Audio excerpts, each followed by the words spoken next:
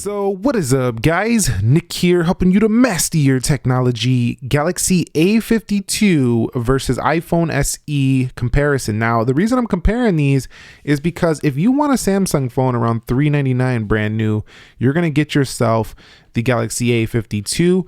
This iPhone SE 2020 actually slots in at the same price point.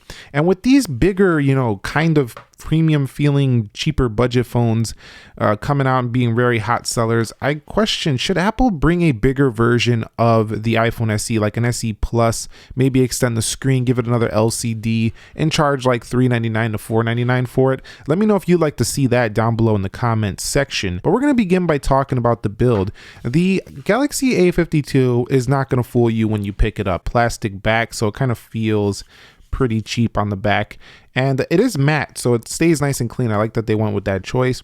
Around the edge, it's got this aluminum looking frame, but overall the phone itself just kind of has a cheaper feel to it, but it has the looks of a premium phone. So it doesn't look cheap, it just kind of feels that way if you compare it to something like the SE or something more premium. So why is this more premium? Solid aluminum around the edges here. On the back, this does have full glass on the back, so this doesn't feel cheap in the iPhone SE. It just kind of has an older looking design. So you'll notice in this price category, there are sacrifices to be made on both sides. So a cheaper feel for the Samsung, an older looking design for the SE. Now, both of these do have IP67 dust and water resistance, so they are pretty good on that front.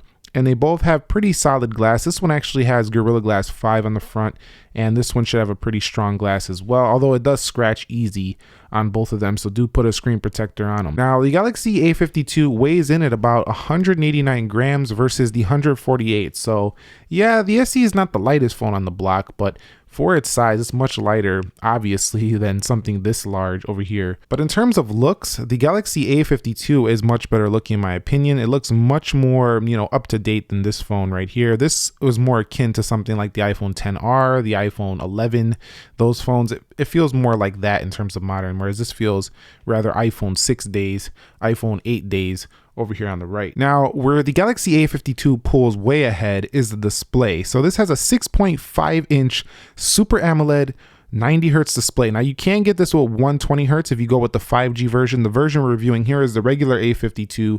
This one does come with the 90, but even 90 hertz is a major improvement over 60 hertz displays on especially the A51 that came before this.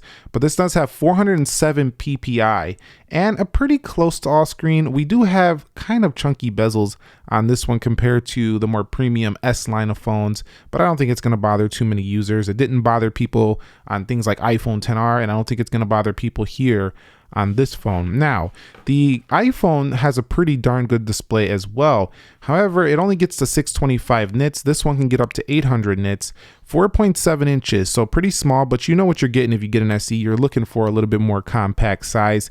This one does have your traditional 16:9 aspect ratio, so what that means is that it's a more wider display versus a tall and skinny display. Now, it does have a pretty sharp resolution at 326 ppi, so if you are reading some Apple news or whatever, it's going to be pretty sharp to the eye, especially on the smaller screen. But as you go up in size, it starts to look a little bit, less sharp. I would say that the sharper screen is definitely the Galaxy A52 at 407 ppi. However, you do have True Tone on here, but remember, Samsung did bring the Eye Comfort Shield to their newer Galaxy devices. You can see it right here. This is basically a perfect competitor to the True Tone on the iPhone, so you do have that here now as well. I would say in terms of overall display, the Galaxy A52 is a clear winner over here versus, look at these bezels. I mean, top and bottom. Look at this. Not even close. So you're definitely going to pick the A52 if you want the better display. Now, when it comes to software, it couldn't be more different. We're talking about One UI 3 over here versus iOS 14.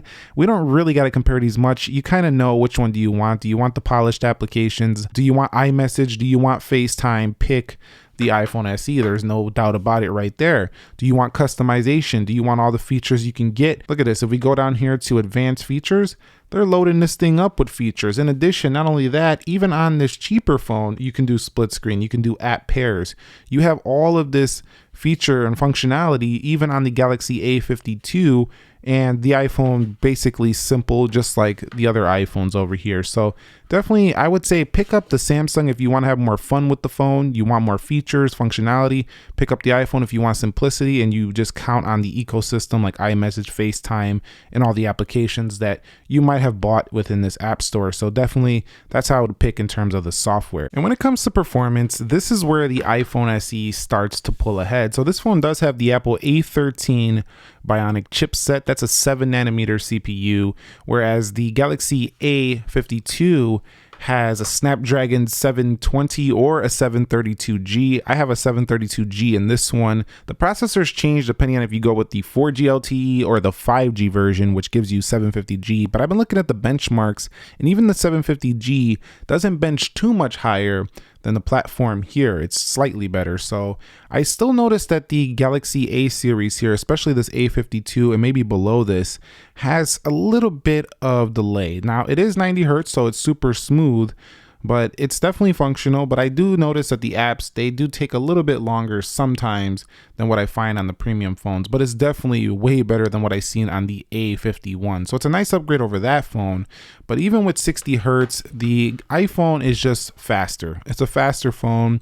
And even though it's not 90, it's actually a little bit smoother in the animation. So I would say pick up the SE of these two if you want the better performance. If you want the smoother display, of course, you're going to go with the A52, but the software itself is better. It's a little bit more snappy, I think, on the SE. So the SE is the choice for me in the performance round between these two. If you want to see a dedicated speed test, let me know down below in the comments section of this video. Okay, so when it comes to storage, the Samsung is the better value off the bat.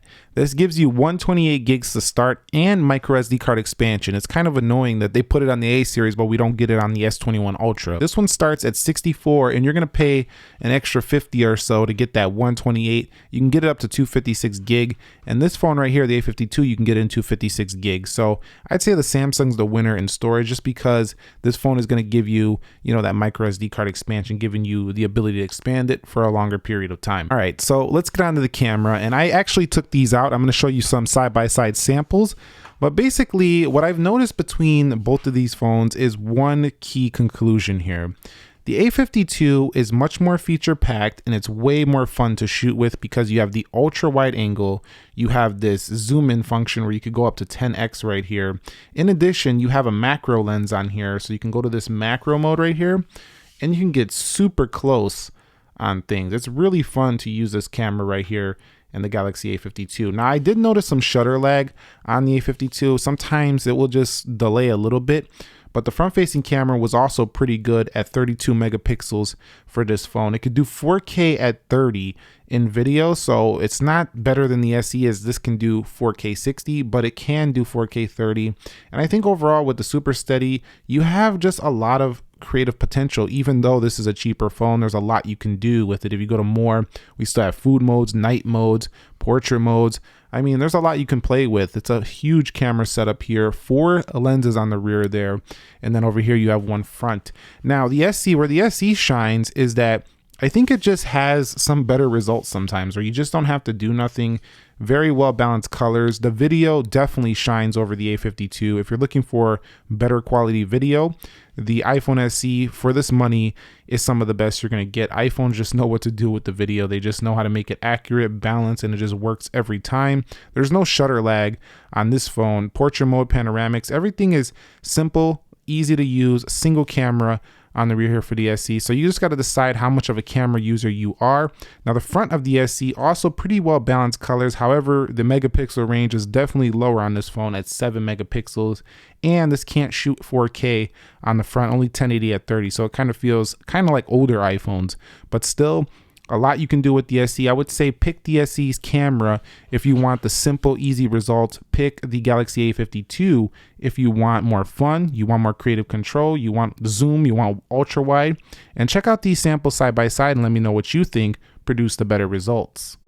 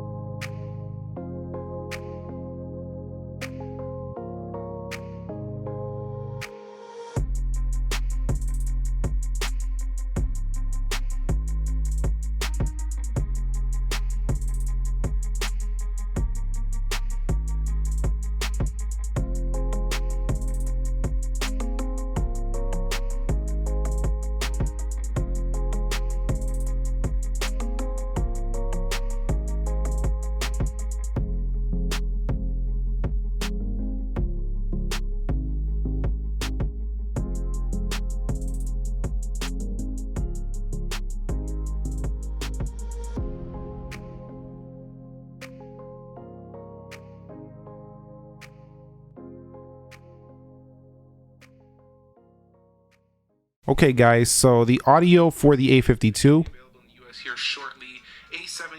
not much more, stereo speakers, but they don't sound the best. Covered that one separately. You can see I went with the, but I mean, come on, it's a mid-ranger, it's a lower mid-ranger, it's not like the high-end FE or even the Galaxy S20, S21, so we don't expect the best here. Officially available in the US here shortly. Right off the bat, the iPhone SE sounds way better than the A52. So for stereo sound and audio, the SE sounds way better, but check this out. Headphone jack, that's something you're not getting on many phones, but this one provides it to you here in the Galaxy A52. Now, an area where the A52 stomps all over the SE is the battery life. A much larger 4,500 milliamp hour battery versus an 1821. And it's not just that it's bigger, it actually lasts quite a bit longer. This is one of the worst battery life iPhones out right now, the SE, and you kind of know that because you're getting a small cell in here. This one right here definitely makes it the whole day. Also, you know, because it's a larger size, it should hold up in terms of longevity a little bit longer than this one. This one might need a battery replacement before the A52 is what I'm trying to say. Now, I also want to mention that the way you unlock these phones is actually quite similar. You have a fingerprint down here, and Samsung moved the fingerprint down, so you have one down here, but it's underneath the display. Again, feels more modern than using this physical Touch ID right here, but I will say that I think Touch ID is slightly more accurate. I found myself to miss a few more times on the A52 versus the SE. Lastly, when it comes to phone call quality, mobile connectivity, of course, there is a 5G version of the A52, so that gives it the win automatically over the SE. But the SE, if you buy the regular A52, it's 4G LTE, 4G LTE. Both of them have pretty good reception. I find the Samsung to be a little bit better at holding the bars, but the iPhone SE is fine as well, so no major issues here. But which one is the better value? I think customers are going to be a little bit more impressed by the A52 in terms of what they're getting for the money. They're going to be a little bit annoyed by the fact that they don't have the fastest speed in the world. I don't think it's going to give you that, but I think you'll be able to let these sacrifices go, not having the best cameras, but still having a lot of fun with all four of these. You'll be able to let a few more things slide on the A52 because of everything else you're getting. This big, beautiful OLED display, a big battery, you know, at least you have 4 cameras. You're having a lot of what flagships offer.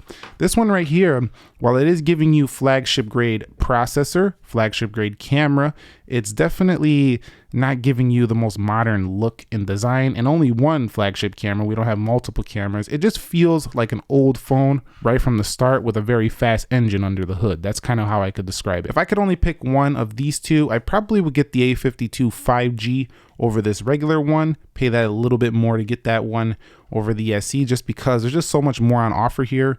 But I do think Apple should bring a bigger iPhone SE version. And I think that if you want an Apple iPhone on the cheap and you don't care about all this stuff, you just want a cheap iPhone with the iOS experience, you still cannot go wrong with an iPhone SE. So let me know your thoughts down below in the comment section of this video. Which one would you pick and why? And let me know if you want to see a speed test between these two. Nick here, helping you to master your technology. I will catch you all in the next episode, and peace.